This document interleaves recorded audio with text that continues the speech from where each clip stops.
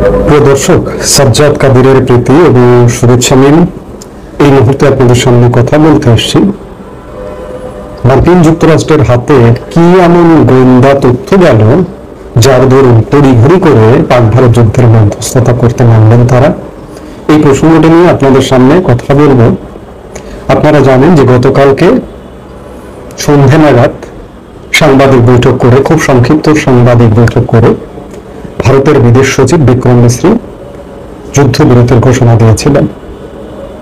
যুদ্ধবিরতি ঘোষণা দেবার ঠিক 2-2.5 ঘন্টার মধ্যে পাকিস্তান আবার ভারতের জম্মু কাশ্মীর সীমান্তে হামলা করে, যেটি আমরা হামলার সময় তাৎক্ষণিক জম্মু কাশ্মীরের মুখ্যমন্ত্রী ওমর আবদুল্লাহর টুইট বার্তা থেকে জানতে পারলাম এবং তারপরে বিভিন্ন গণমাধ্যমে ছড়িয়ে পড়ল। বলা হচ্ছে যে শুক্রবার মার্কিন যুক্তরাষ্ট্রের হাতে এমন একটি গোয়েন্দা তথ্য যায় যা অত্যন্ত সংবেদনশীল এবং সেটি মার্কিন যুক্তরাষ্ট্র প্রকাশ করেনি বা কেউ প্রকাশ করেনি। এটি মূলত প্রথমে মার্কিন ভাইস প্রেসিডেন্ট জেডি ভান্সের হাতে যায়। ভারত পাকিস্তান সংঘাত নাটকীয় মোড় নিতে পারে। শুক্রবার সকালে আমেরিকান সময়ে গোয়েন্দা সূত্রে এমনই তথ্য এসেছিল আমেরিকার হাতে, সে কথা আমেরিকার সংবাদ মাধ্যম সিএনএন এর কাছে দাবি করেন ডোনাল্ড ট্রাম্পের প্রশাসনের কর্তা ব্যক্তিরা। সূত্রের খবর, তারপরেই নড়ে চড়ে বসেন আমেরিকার ভাইস প্রেসিডেন্ট জেডি ভান্স।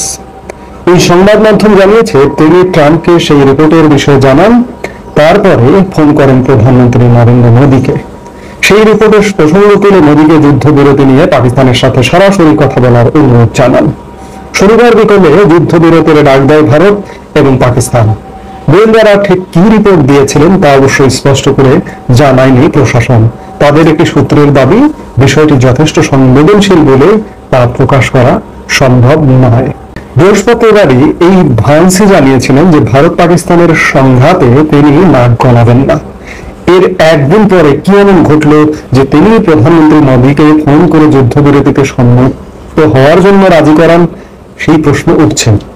আমরা গতকালকে একটু আলাপ করেছিলাম যে পাকিস্তানের যে পারমাণবিক অস্ত্র ব্যবহার করবার যে প্রধানমন্ত্রী শাহবাজ শরীফের নেতৃত্বে যে একটা কমিটি আছে, সেই কমিটির গতকালকে একটা বৈঠক, এটি সংবাদ মাধ্যমে এসেছিল। যদিও বা পাকিস্তান প্রতিরক্ষা মন্ত্রী খাজা আসিফ এটি নাকচ করে দিয়েছেন যে এমন কোনো বৈঠক ছিল না বা এমন কোনো বৈঠক হয়নি।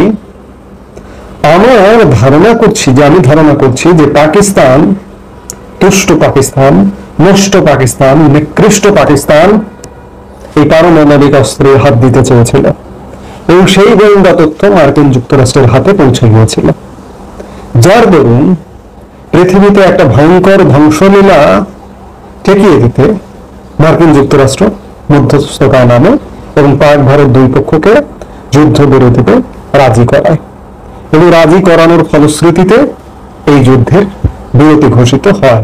তবে পাকিস্তানের এখন পর্যন্ত যে আচরণ দেখা যাচ্ছে তাতে আসলে যুদ্ধবিরতিটা কতটুকু থাকবে, কতক্ষণ থাকবে, এটি একটা ব্যাপার। কারণ গতকালকে যুদ্ধবিরতির ঘোষণা দেওয়ার পরেও ভারত সীমান্তে, জম্মু কাশ্মীর সীমান্তে হামলা হয়েছে।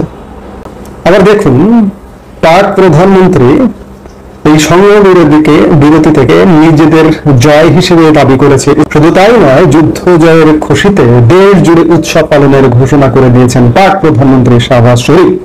রবিবার দিনভর পাকিস্তানে পালিত হবে পাশাকুর। সেনাবাহিনীর প্রতি কৃতজ্ঞতা জানাতে দিনটি এভাবে পালন করছে পাক সরকার। ভারতের সঙ্গে যুদ্ধবিরতিকে যে জয় হিসেবে দেখছে পাকিস্তান, সেটা স্পষ্ট হয়ে গিয়েছে খোদ পাক প্রধানমন্ত্রীর বক্তব্যে। জাতির উদ্দেশ্যে ভাষণে শাহবাজ শরীফ বলেছেন, ভারতের হামলা রুখে দিয়ে ঐতিহাসিক সাফল্য পেয়েছে পাকিস্তান। কয়েক ঘন্টার মধ্যে ভারতের সেনাবাহিনীকে চুপ করিয়ে দিয়েছে পাকিস্তান। ইতিহাস সেটা মনে রাখবে। যদিও ভারত শুরু থেকেই বলে আসছে পাকিস্তানের কোনো সেনাঘাঁটি বা সাধারণ নাগরিককে ভারত নিশানা করেনি। গুড়িয়ে দেওয়া হয়েছে কিছু জঙ্গি লঞ্চ প্যাড। তবে শরীফ নিজের দুনিয়ায় যুদ্ধ থেমে যাওয়াতেই তার জয়ের আনন্দ পাশাপাশি কূটনৈতিক লড়াইয়ে যে পাকিস্তানি জয়ী হয়েছে সেটাও বোঝানোর চেষ্টা করছেন শরীফ। যুদ্ধ থামানোর জন্য ট্রাম্পের নেতৃত্বের প্রশংসায় পঞ্চমুখ হয়েছেন পাক প্রধানমন্ত্রী। চীনকে বিশেষ বন্ধু বলে উল্লেখ করেছেন শরীফ এবং আলাদা করে ধন্যবাদ দিয়েছেন ভাই সৌদি আরবকে। এছাড়া কাতার, তুরস্ক সহ ইসলামী দেশগুলোকেও ধন্যবাদ জানিয়েছেন তিনি। এরপরে রবিবার বিশ্বজুড়ে ঈদ তাশাকুর পালনের ঘোষণা করেছেন। ঈদ তাশাকুর উর্দু শব্দবন্ধ, যার অর্থ কৃতজ্ঞতার দিন বা ধন্যবাদ জানানোর দিন, অর্থাৎ কৃতজ্ঞতা প্রকাশ করছে পাকিস্তান প্রধানমন্ত্রীর ঘোষণা। এদিকে যুদ্ধবিরতির ঘোষণায় ভারতের জনগণ কিন্তু সংক্ষুব্ধ।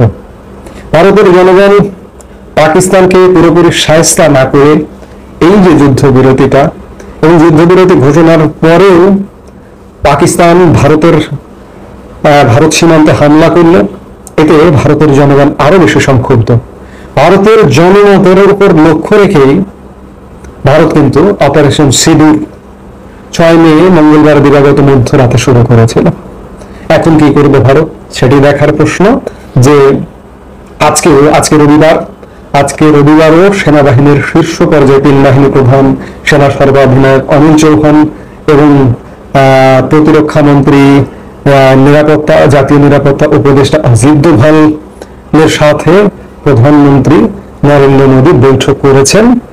এত কিছু যখন ঘটছে, এখন ভারত আসলে কি করবে, কি সিদ্ধান্ত নেবে সেটি দেখার বিষয়। এখনো আমরা জানি না যে ভারত আসলে কি সিদ্ধান্ত নিচ্ছে এবং আজকে রাতে পাকিস্তানের ভূমিকাটা কি হয়। পাকিস্তান যুদ্ধ জয়ের উল্লাস করছে, আবার উল্লাসের মধ্যে পাকিস্তানের সেনাবাহিনী গোলাগুলি করে কিনা সেটিও দেখবার বিষয়। কখনো কখনো মনে হয় যে পাক সেনাবাহিনী আসলে প্রধানমন্ত্রী শেহবাজের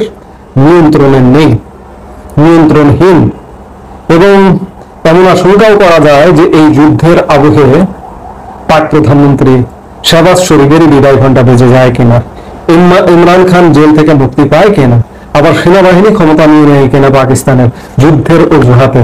যে যুদ্ধ চলছে, যুদ্ধ সুষ্ঠুভাবে তদারকি করতে হলে, পরিচালনা করতে হলে সর্বময় ক্ষমতা থাকতে হবে একজনের হাতে।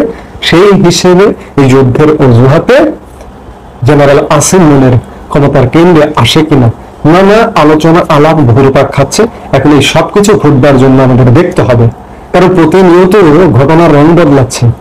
আজকে এই মুহূর্তে আমি বসে বলতে পারছি না যে 1 ঘন্টা পরে কি ঘটবে পাক ভারত পরিস্থিতিতে। সেই জায়গা থেকে আমাদের অপেক্ষা করতে হবে এবং আমরা অপেক্ষা করব, দেখব এবং আমরা সেগুলো বিশ্লেষণ করবার চেষ্টা করব।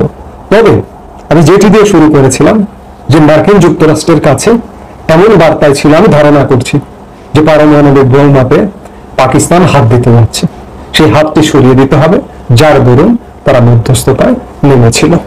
এখন বাকি দিনগুলোতে আজকেরই বিভিন্ন সময়ে কি ঘটছে সেটি দেখবার জন্য আমরা অধীর আগ্রহে অপেক্ষায় আছি, দেখব, অপেক্ষা করব। সে পর্যন্ত সবাই ভালো থাকুন, সুস্থ থাকুন। এই মুহূর্তে আপাতত বিদায় নিচ্ছি। আমাদের ভিডিওগুলো